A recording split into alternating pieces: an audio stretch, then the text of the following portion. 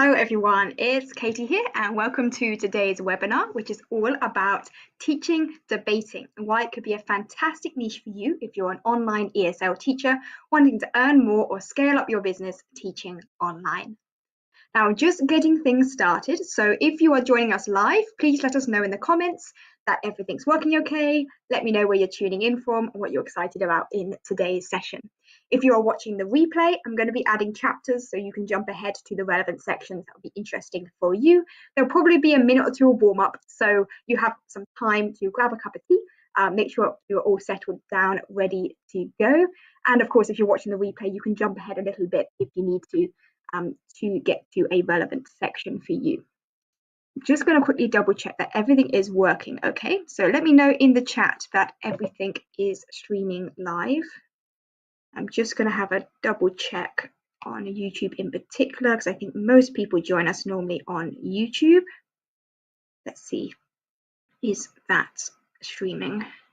Let me know in the chat if you can see and hear us okay and that everything is working.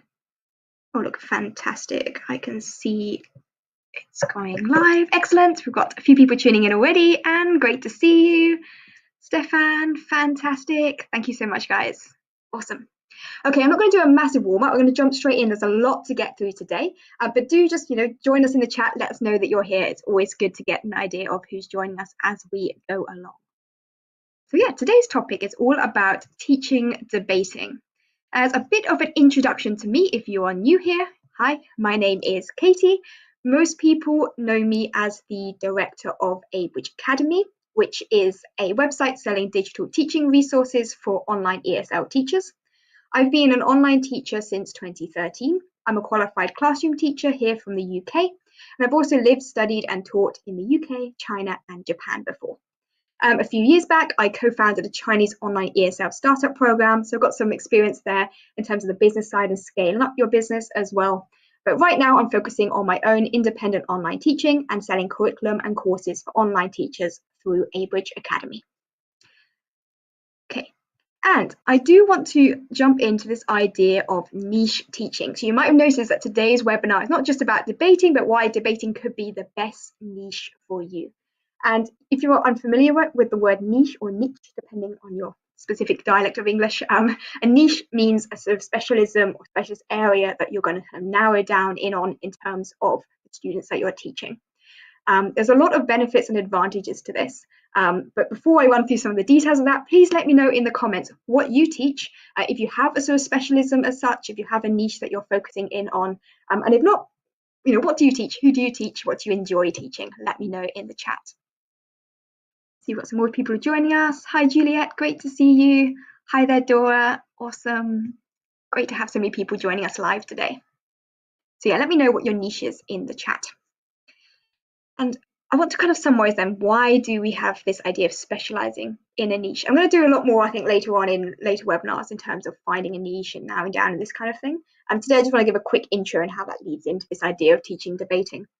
But something you'll find that if you focus in on a specialist area, you're able to earn a lot more for your online classes. Whereas if you're a generalist teacher, sometimes it's a bit more difficult to really stand out and to justify those higher rates. So yeah, by specializing in a niche, you can really stand out against the competition. Part of the reason you can do that is because you'll be offering something that those big mass market companies are not able to offer. So you might be familiar with companies like VIP Kid, Powfish, Dada ABC, and there's even some of those have now closed down, but some that are still very popular include Lingo Ace and so on. These kind of big online ESL companies offer general ESL classes for kids.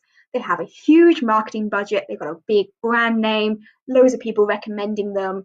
They've got the ability to really promote themselves, perhaps more than an individual teacher can.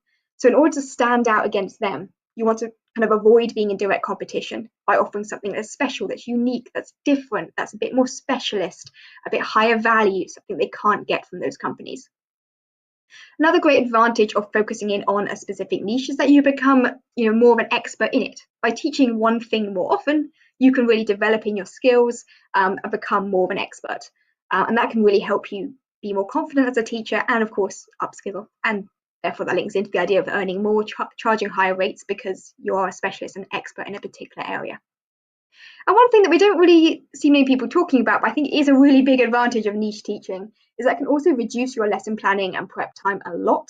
Or if you're buying a pre-made curriculum like Abridge Academies, you only need to buy one curriculum instead of 5, right? Because all your students will be having similar lessons on similar topics. You can reuse a lot more things between students. There may even be opportunities as well to join together some of your students into groups and then scale up with group classes, all kinds of things you can do when you're teaching a more narrow range and more narrow niche of students. And if we have a look at some popular niches, let's have a look in the chat actually what people have put here already. Oh, Ivy's joining in. Loved your haircut. Thank you. I had it cut this morning. It was too long, so I decided summer's here. I needed it chopped off. Juliet saying, I teach English mainly. Fantastic. Yep. Dora's focusing on French classes for Chinese people. Fantastic. Stefan is just getting started, marketing on Xiaohongshu. I have an MSc in biology and a guitar teacher. Thinking how to stand out and where to get started. Awesome. There's a lot you can do with actually kind of music, biology, maybe some combination of the two. Lots of potential there. Awesome. Okay, so I've got on the screen here some common niches and things that you might see people talking about as their kind of specialism. Exam prep, IELTS, those kind of big online English exams, or other subject-specific exams and the like.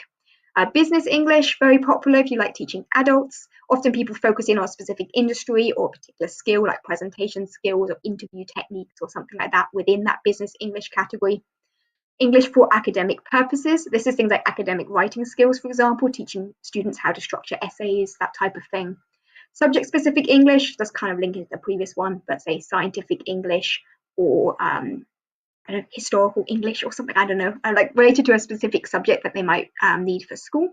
A lot of teachers teach young learners. Maybe you love teaching phonics, you love teaching like introductions to reading and fun stories, interactive gamified learning, that type of thing for young learners. And there's also niches that are perhaps a little bit more specialist, like accent training, for example, which again can be really great things to focus on.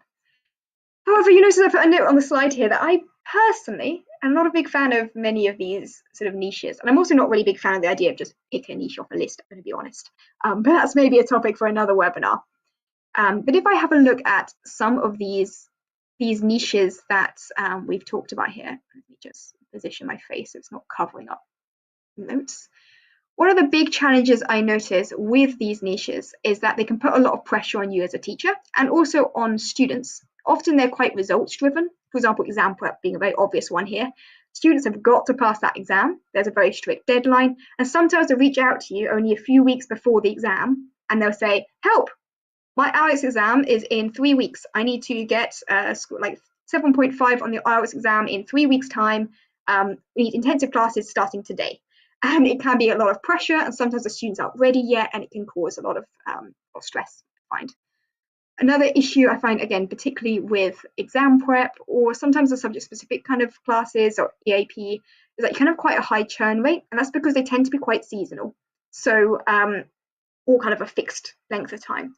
So something like exam prep, once they've taken that exam, and hopefully they've done well and they passed it because you're an awesome teacher, well, now they don't need you anymore because they've passed the exam and moved on to other things, right? So you can have quite a high churn rate, which means you're constantly having to advertise and find new students all the time. And marketing is probably the biggest stress for a lot of online teachers who are going independent. I know I've already seen some comments in the chat about marketing already. So again, not a big fan of that high churn rate. Linked to that is the idea that some of these are quite seasonal. Again, exams probably a good example. Some exams are only offered at certain times of the year. You'll find you have loads of students in June and then nothing all summer, perhaps. Same for many of these other topics, like English for academic purposes. Often things are picking up at the beginning of the school year, maybe a little bit in sort of October, November time. Students have got their first sort of essay scores and things back. They find they're struggling. They might then need a tutor to help with that. But it's a seasonal thing. It's not going to be all year round. And another thing you'll often need for a lot of these niches is specialist qualifications or expertise or teaching background in a relevant area. For example, business English. If say you're focusing in on business English and particularly presentation skills for sales in the aviation industry or something, you need to have your own background in that same industry because you don't know the technical terms, you don't necessarily know the skills and the culture and stuff around that business area, right? So you need to have specialist expertise or background in that or specialist qualifications perhaps as well. So this is something I find really quite difficult. And when I talk to teachers about finding a niche, one of the big things they mention are these kind of issues to do with narrowing down and focusing on one particular thing. So what is my suggested solution? What I absolutely love teaching is debating. And I think this is a really good niche for anyone who's looking to teach kids or teens. They're looking to sort of have something that's not seasonal, that's not very narrowed down, that's still got quite broad appeal, that you can teach all year round. It's got potential to scale up. It's got a huge amount of benefits for teaching debating. This is why I really want to talk about this today. And our webinar is going to focus on the advantages of teaching debating, some teaching strategies and top tips if you want to get into this.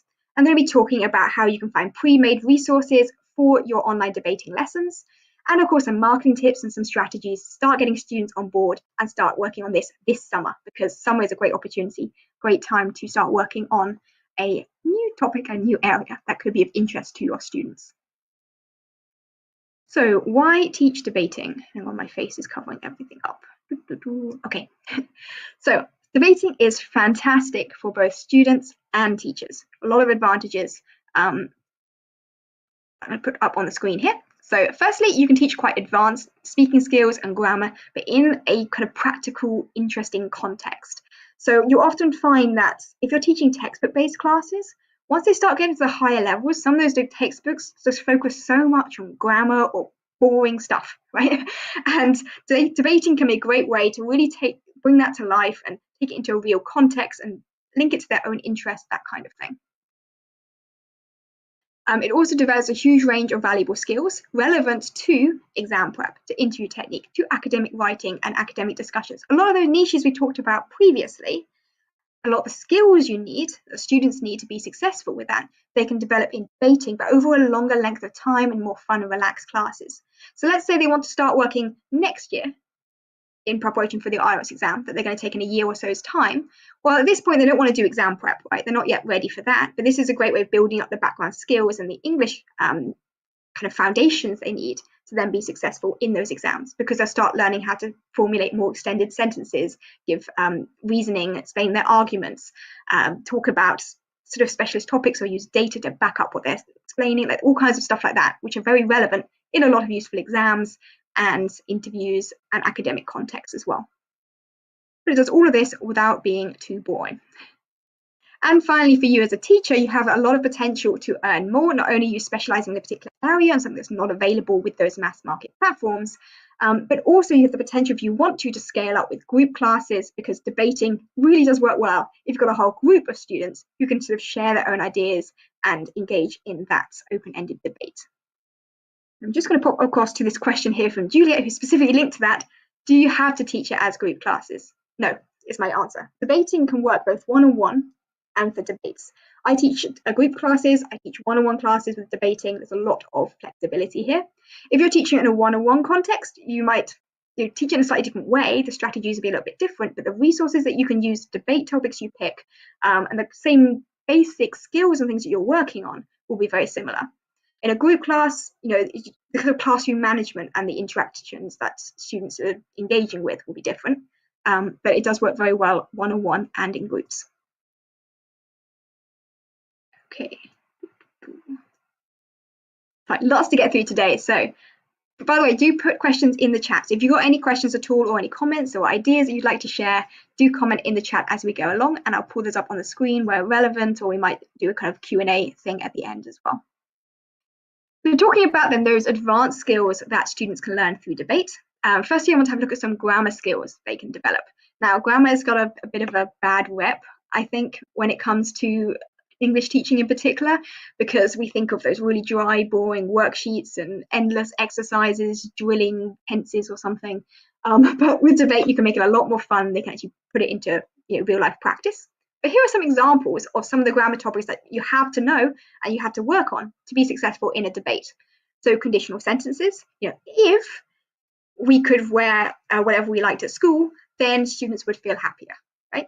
If blah, blah, blah, then blah, blah, blah. These kind of conditional sentence structures. Relative clauses, so thinking about more extended, more advanced, longer sort of sentence structures. Adverbs, certainty and interest. conjunctions, cause, effect, contrast, rhetorical questions, signposting, structure. Now this sounds a bit technical. The point is that we're basically teaching students to make longer sentences, to structure things better, and to use sort of useful words, things like however, although, on the other hand, therefore, these kind of words, which are linking to this grammatical stuff, which they come across in that more relaxed way in a debate without feeling like they're just sitting there learning grammar.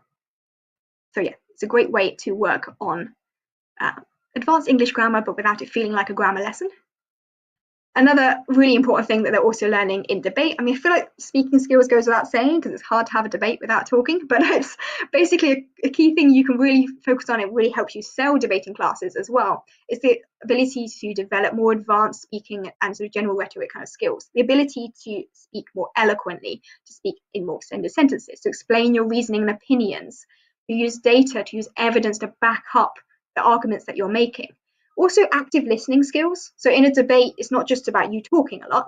As you can tell, I love to talk, but in order to speak, you need to first listen to what your opponent is saying in the debate, and then sort of actively think about what they said, and then formulate your counter argument, right?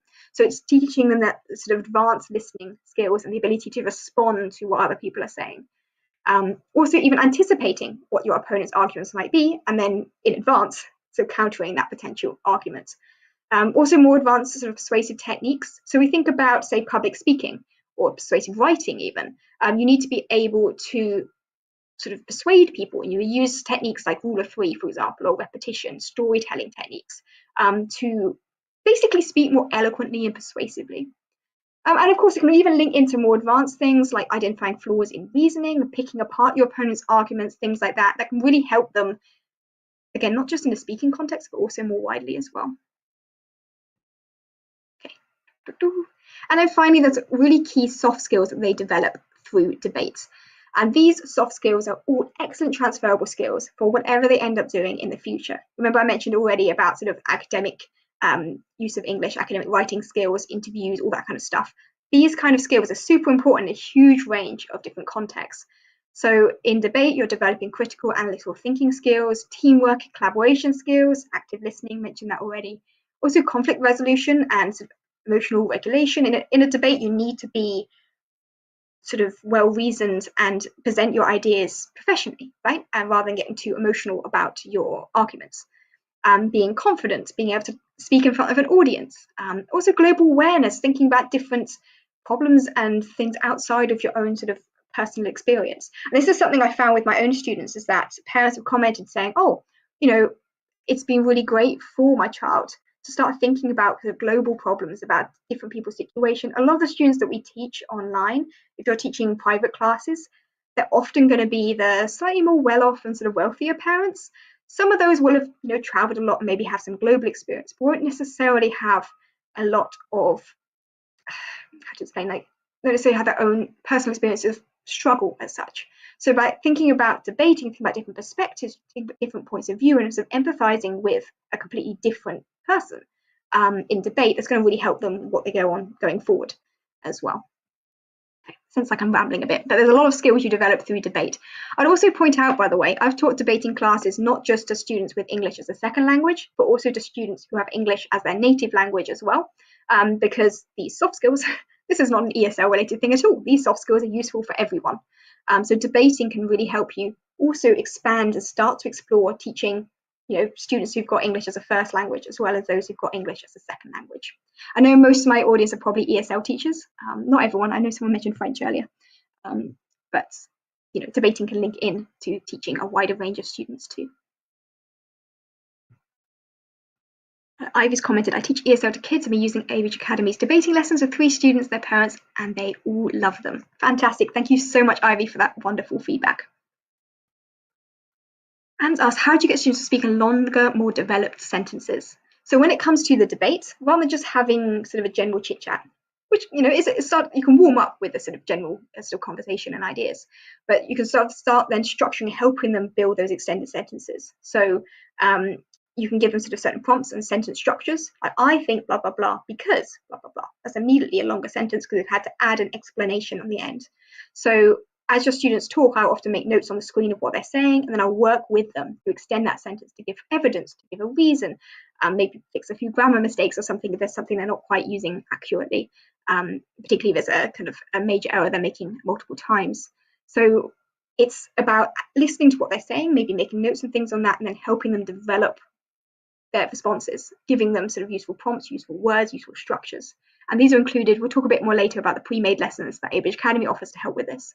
And you'll get some ideas there as to what techniques and things are available in those lessons to help develop those sentences. Okay, so we've talked a lot there about all the different skills that they're learning.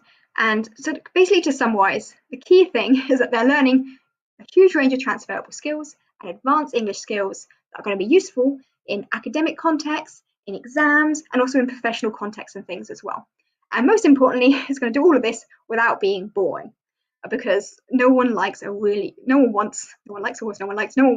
boring grammar lesson or a boring lesson where we sit down and write non-stop some academic essay or something. I mean, sure, at some point they're going to have to work on that, but this can be a great way of introducing a lot of those skills in a more interesting and engaging context that links into their own interests and ideas. I've got an example on the screen here. I picked this out just from one of my lessons the other day, and this is for one of my students. Actually, someone mentioned about teaching one-on-one. This particular example came from a one-on-one student. And this was about how you can also link debating into other skills that they want to work on. So this particular student wanted to work on academic writing skills, and we're particularly looking at persuasive writing techniques. So in the debating lesson, we learned about using modal verbs, and we learned about kind of making more extended sentences, modulating our arguments, giving evidence, a whole bunch of other stuff. And then we worked together at the end of the lesson using the worksheets that are actually available within the lessons to then put together, you can see the text on the screen that she wrote, put together a more extended argument. And you can see here where we've added extra words in and worked on developing those more extended sentences and the grammar and things like that as well. So mostly my students talk a lot in class, which means there's not much to show on a slide, but in terms of something I can actually take a screenshot and show you, this is kind of a more visual thing you can have a look at. And this is an example where we link that into persuasive writing skills. So yeah, coming back to that question earlier about how to kind of link it to extending your sentences and talking more advanced sentences, in this particular case here, she first made notes of her points. So on the right hand, this side over here, on the left hand side here, you can see some kind of bullet point ideas and stuff that we came up with. And then on the right hand side, we then worked on the worksheet of putting those bullet points into more of a structure. We added, you see in green, they've highlighted the sort of structuring words like firstly, secondly, finally. Words like because, although, actually, and then that's prompting her to just extend the argument and give more explanation as well. Okay. So there's a lot of advantages there for students. I also want to quickly summarize some of the key benefits for teachers as well before we dive into the details of how to teach all of this. So for you as a teacher, it means that you can focus on teaching teenagers, young adults, also kids as well. I've had students as young as 8 doing debating classes. So there's a lot of potential here. If you're someone who doesn't want to teach adults, it means you've still got potential to have niche specialist classes, but still teaching a sort of younger age range. Or you can teach adults if you want to, right? A lot of potential, a lot of flexibility here. You can earn more by focusing on a higher value niche. There's a lot less competition as well because you're focusing on intermediate to advanced students rather than complete beginners. Debating is not something that big online ESL companies are offering, so there's no direct competition for some big company that's advertising and stealing all the space on social media. Your students also tend to be a bit more motivated and focused because you're picking out topics that are interesting and relevant to them. And they're at that level where they've started to develop specific goals and reasons for learning English, right? We've already mentioned group classes. There's a huge potential if you want to scale up with group classes. If you're teaching debating, that could be small groups, that could be large groups, a lot of potential there. And also if you're someone who teaches on platforms like OutSchool, well, I think OutSchool's closed, I need to update these slides. If you're teaching with a company like OutSchool, also various other marketplace platforms, Preply, those kind of places, you can teach debating as a way of standing out and also reaching a wider audience beyond just ESL students. Because, as I said, I've taught these debating classes actually myself on OutSchool with students who have got English as a first language, for example, like students within the US. So there's a lot of potential for you to focus, if you're someone who likes to teach through a marketplace, I know a lot of independent teachers find their own students through social media, and that's great, but also many teachers do prefer to use a marketplace platform that does the advertising for you, and that's when you need to then stand out with something of more of a sort of specialist niche, and this can really help you with that. On OutSchool in particular, by the way, I've used the debating classes as like an ongoing, what they call the enrichment debate club, and that can be very flexible. You can have students who come and join each week or leave when they want to. You have a very flexible kind of group set up, and it's a great way of sort of building recurring income from teaching something like debating. Right. So I've talked to you a little bit there about the benefits. Before we jump into the details of how to teach, I do want to quickly introduce you to the Abridge Academy debating curriculum. This is pre-made slides ready for you to go, like just open them up and teach the lesson. No need to do any lesson prep, pre-made for the debating program. And we now have 50 debating lessons available. I think last time I did a webinar about debating, we only had maybe 30 or so. This is very significantly expanded in the last couple of months with lots of new debating lessons added. Here are some examples of debate topics, things like healthcare, phones in schools, reality TV, animal testing, language learning, a whole range of different topics. There's also quite a lot that are school related, because I found that mostly my own students have been teenagers, so they tend to like school related topics like school uniform or language learning in schools, this kind of thing. So there's a huge range of different lessons available. And I'm going to put in the chat actually the link.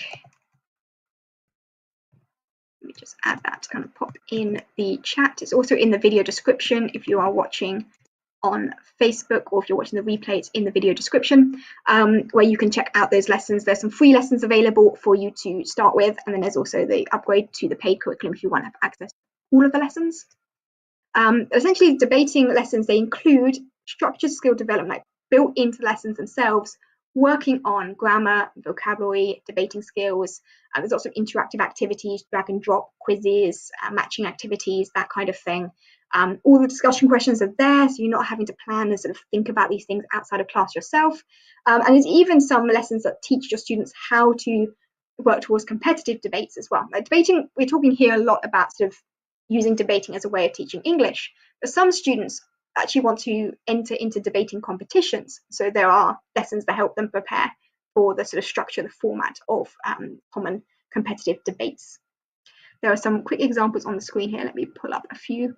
But there's, practice activities, writing, in this case it was rhetorical questions, a sort of sorting activity where they're sorting arguments into for and against, categorizing, like structuring an argument, point, evidence, explanation. This is a common strategy that we teach in schools for structuring arguments. Matching, like gap fill activities. There's lots of exercise like this built into the lessons. The great thing as well is the lessons are very flexible. So if you want to teach this, you can. If you want to skip the grammar exercises, you can do that as well and focus just on the speaking side of things. A lot of flexibility in the way the lessons are designed.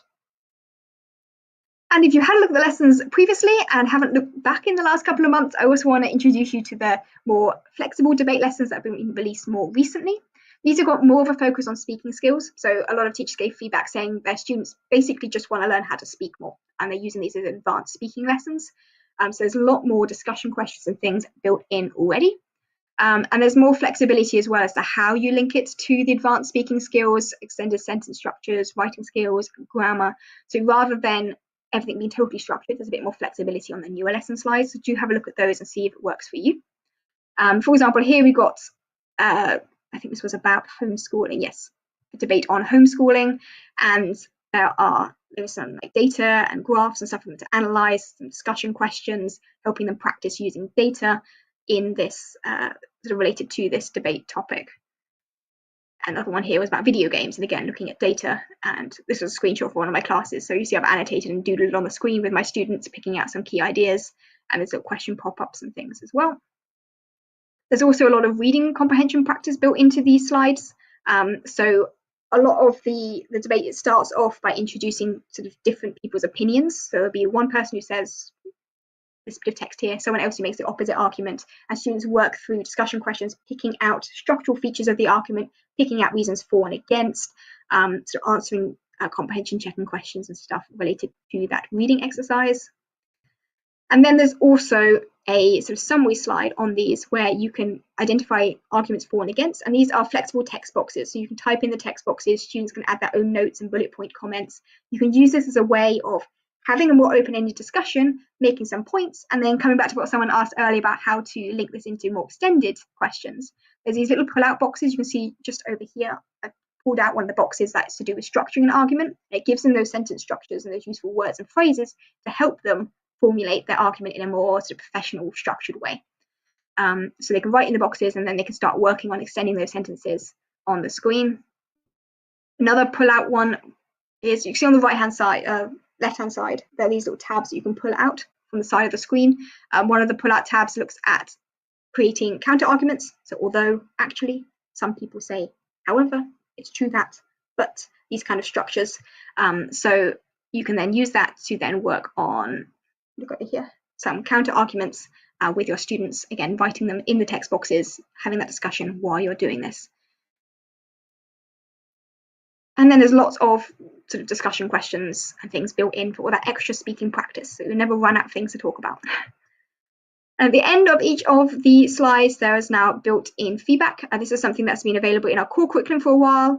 I think it started rolling out well over a year ago. Ages ago, but is now being added to the debating lessons too. And for example, here, this particular lesson was on, what topic was this? Chores. I think should children do chores at home was the debate topic.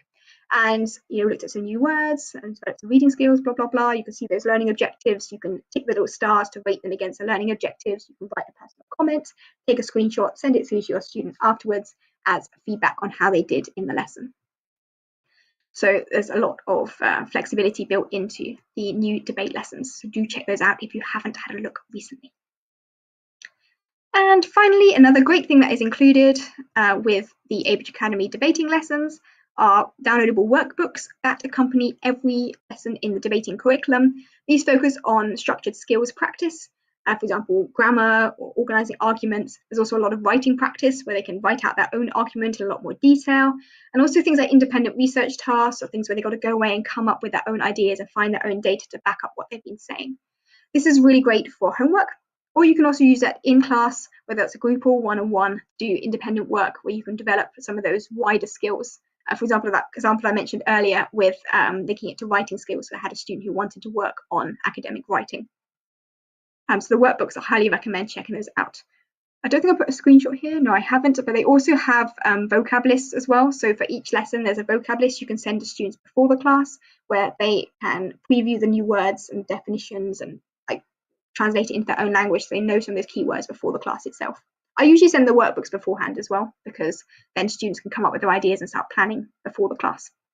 Helps you then focus more on the speaking and discussion in the class itself. Okay, that was me talking non-stop. I'm just going to quickly jump across the chat and then we'll jump into the next section of today's presentation, which is about teaching tips for teaching debating. Let's have a look at the questions. Okay, Grant's saying, I have a student who does these debate lessons. You'll be surprised to hear that she's never taken debating class or been part of a debate class before. Yes, I think we were talking about this before, Grant. You've got some amazing students who've been making awesome progress with the lessons. Asking follow-up questions that gradually extend their answer. Yeah, I think that links into the question before about how to kind of get them to extend their responses, right? Give them follow-up questions, give them prompts, encourage them to give a bit more detail.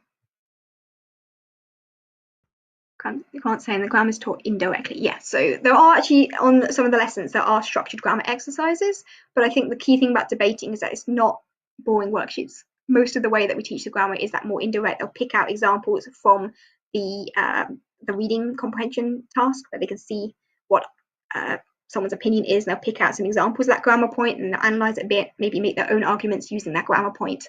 But it's that informal, indirect grammar practice, which if you actually look at some of the research into how students learn English best, sitting there doing endless boring exercises is not the way they learn best. If you think about how those of us who are native English speakers, most of us learn grammar indirectly. We picked it up from listening and from using it ourselves. So it's teaching it in that more indirect way. And saying, so clear and organized. Thank you. Really great to hear. And saying, is Qualago necessary to teach debates? Nope. So Qualago, if anyone's not familiar, is a popular online teaching platform. It's a bit like, you have Zoom or one of these like what's the word? Video conferencing tools for having an online meeting of some kind. Qualago is designed specifically though for online classes, and it's super interactive, so it means that students can interact directly with your lesson slides and click and move things on the screen and play the games and stuff like that. I would say that in the debating lessons there's less of those sort of interactive activities. It's more of that focus on discussion, that kind of thing. So honestly, my students, I use Qualago, but most of my students don't really make use of all the interactivity within Qualago when it comes to debating itself, because we mostly just annotate things on the slides to pick out like keywords and phrases, and they can just sort of circle stuff, things like that. It's more focused on speaking. There is some interactivity, but there's definitely no feeling of missing out if they're not able to interact. I also taught these lessons a lot when I was teaching with OutSchool, and on OutSchool they use Zoom, which doesn't have any interactivity really, except just annotation tools, and the lessons went really well just using Zoom. So you can use free platforms like Voov, Zoom. You can also use platforms like Classin, Qualago, that are more specialist teaching platforms. But yeah, they're basically slides. The interactivity is a more minor feature really on these lessons. I think if you're teaching the core Abridge Academy lessons, particularly with younger learners, they do like the interactivity of Qualago. But yeah, with debating, it really isn't an issue at all if you're not using it. Julie's answer questions as if she's read my mind. Awesome. If you say grammar, you scare them away. Exactly. If you don't want to say, oh, today we're having a grammar class, that's never going to go well with particularly with younger learners. But if you say, today we're going to learn how to make more like detailed arguments, it sounds a little bit more exciting. They can see an actual use for that grammar. Kind of like hiding broccoli in chocolate cake. I love that analogy. Awesome. Okay. Any questions, by the way, pop them in the chat as we go along. I am periodically having a look at the discussion, and I'll come to a few of them towards the end as well. Right. So let's jump into some debating teaching tips then. How to teach debating. And I know we've talked about some of this as we went along already, and I decided just to put a whole bunch on one slide. I know this is not good presentation skills, but feel free to take a screenshot of all of these bullet points and refer back to them in the future if that's going to help you. So yeah, a few top tips that might help you when it comes to teaching debating. Firstly, make sure you pick topics that are relevant and interesting to them.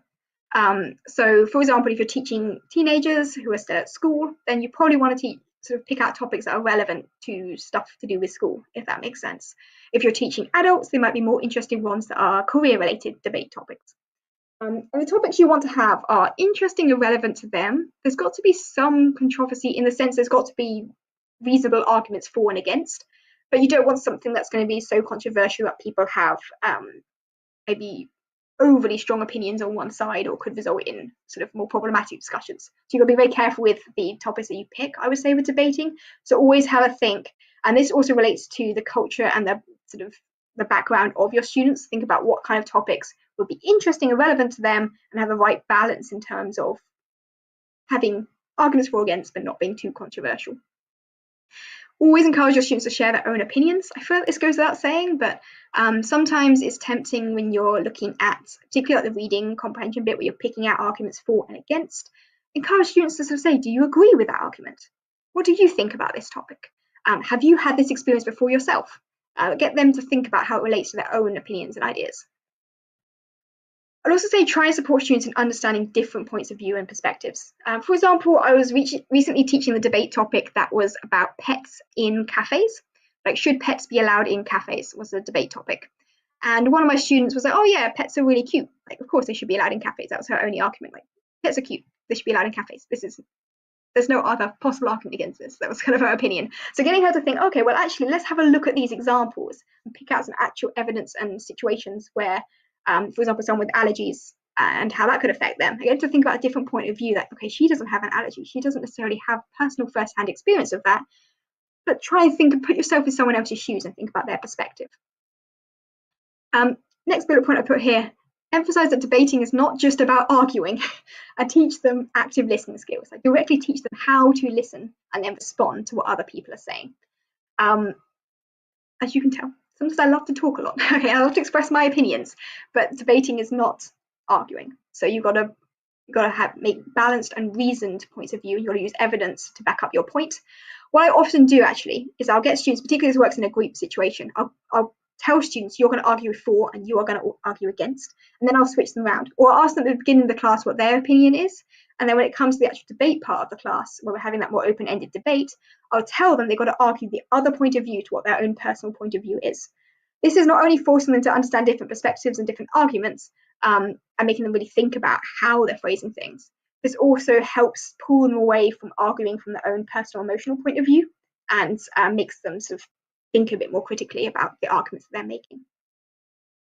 I put here as well, directly teach language and debating skills. Again, these are built into the Abridge Academy lessons if you're using those, but teach them how to make more extended sentences. Teach them how to summarize the argument, like that therefore blah, blah, blah, at the end of your point of view. Teach them how to use evidence, okay, how to present that, how to structure that in their debate. So spend time developing those skills, because that's really going to help them advance their speaking and their sort of eloquent speaking skills. Provide time and support for students to prepare their arguments too.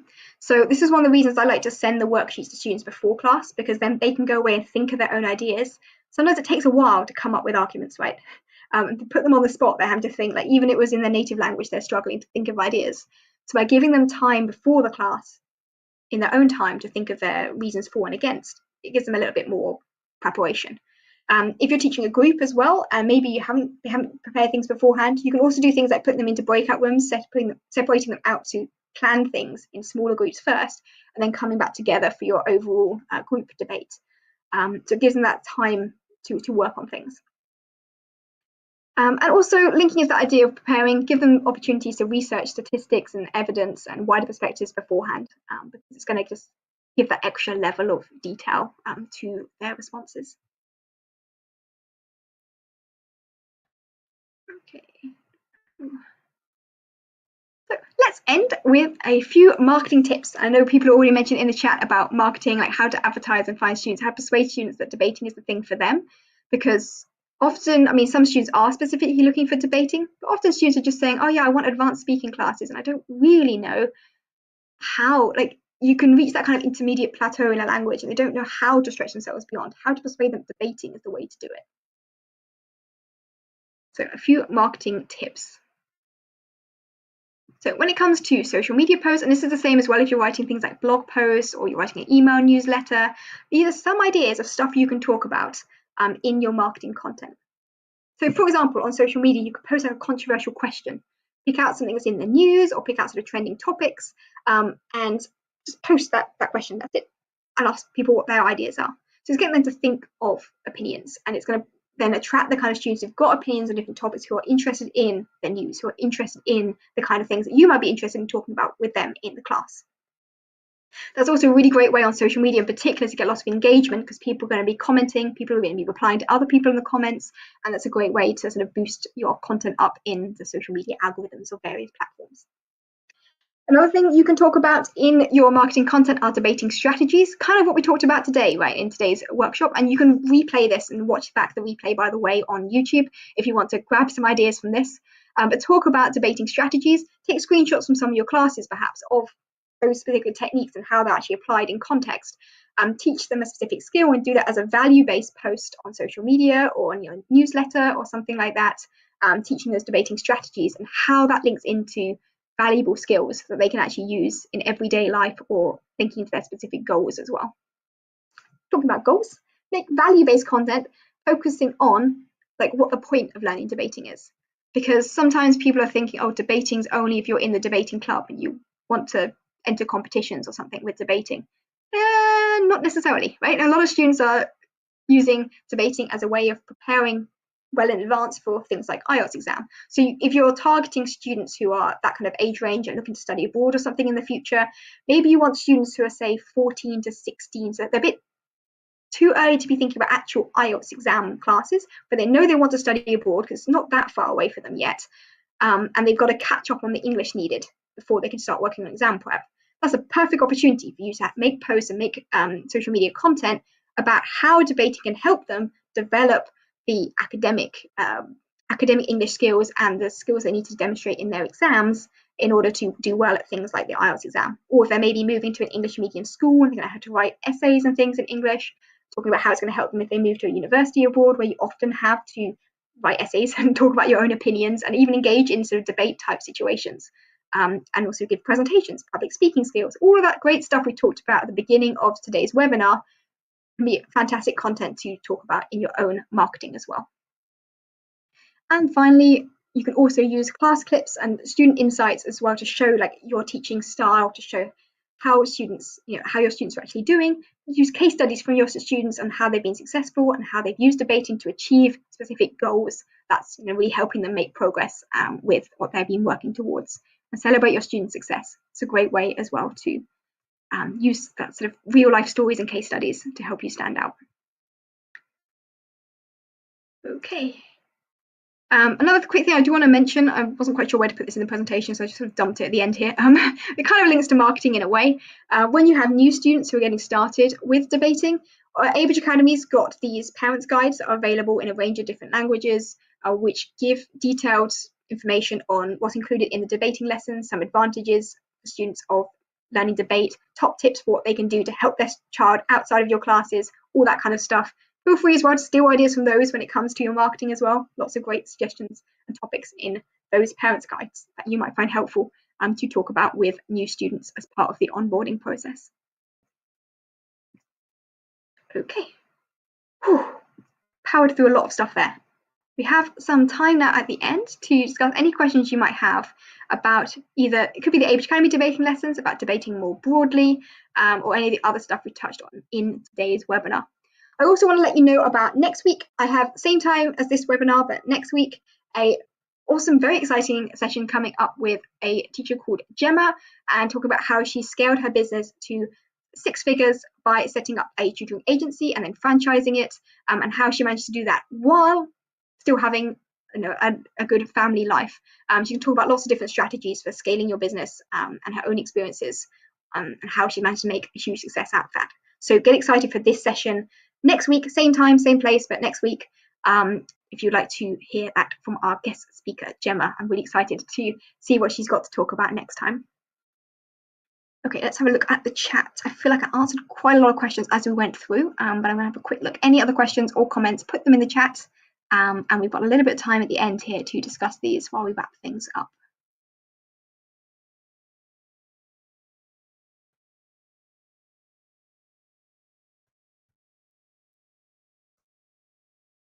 Okay. Ivy, I think this was in response to Juliet earlier, who was talking about group classes versus one-on-one. And Ivy's saying here she's been teaching debating in a one-on-one setting. It's working great. Great to hear that, Ivy, especially with students who shy away from public speaking.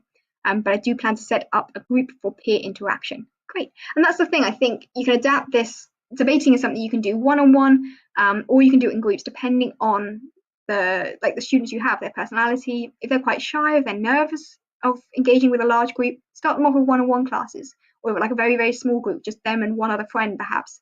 And then in time, if they want to, once they've started feeling a bit more confident, some of the key skills and explaining their ideas and stuff, you can then move into a large group environment if you want. So there's a lot of flexibility there.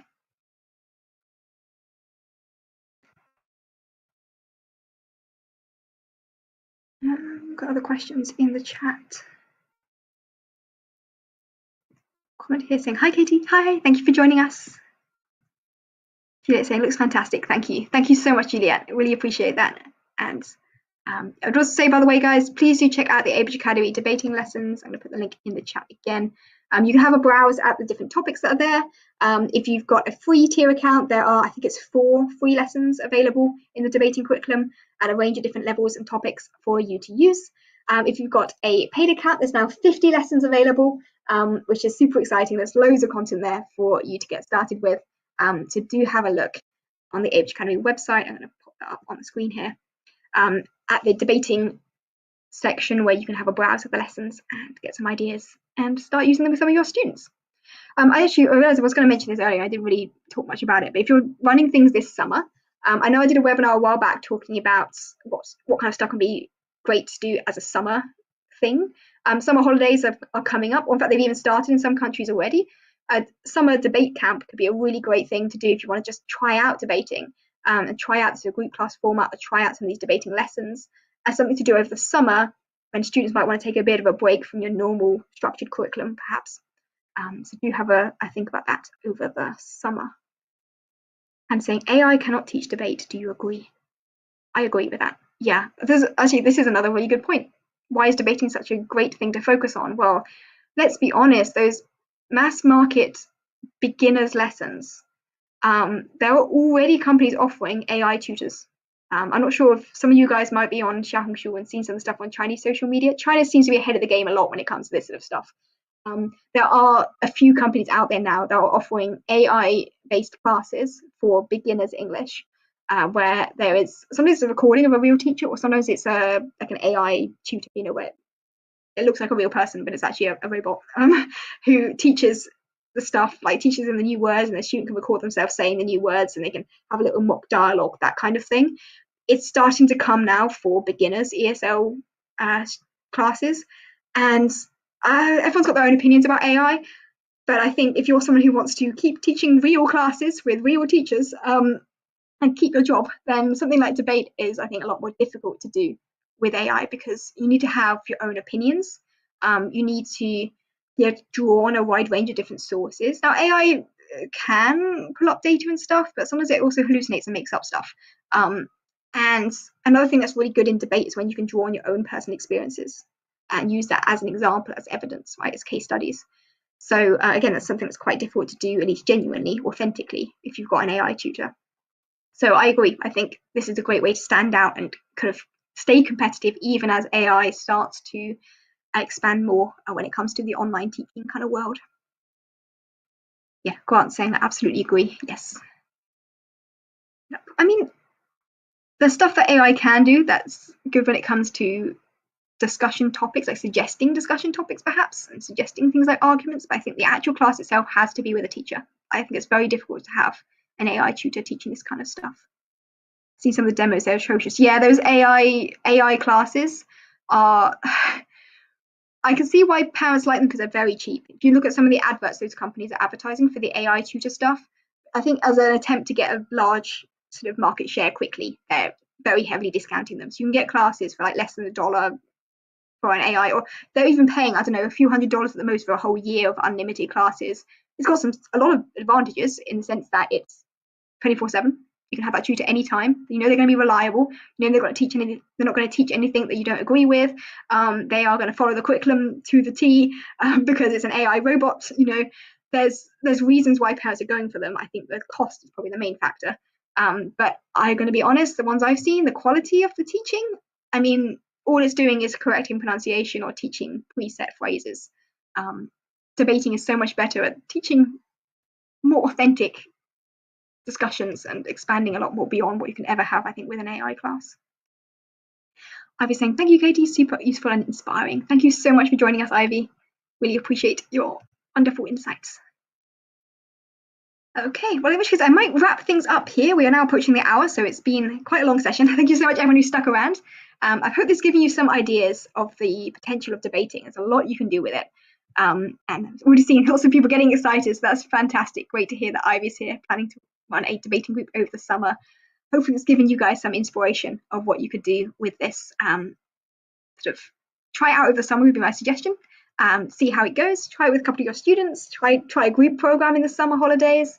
Have a look and see if there's something you can use here with your students, with your classes, and it might be something you want to even focus and specialize in more going forward as well. And I look forward to seeing you guys same time next week for this session with Gemma, talking about expanding your business and how she's been able to grow to a six-figure business by franchising out, by scaling up in a really quite exciting range of different ways. So do join us again same time next week. So yeah, thank you so much, and I will see you again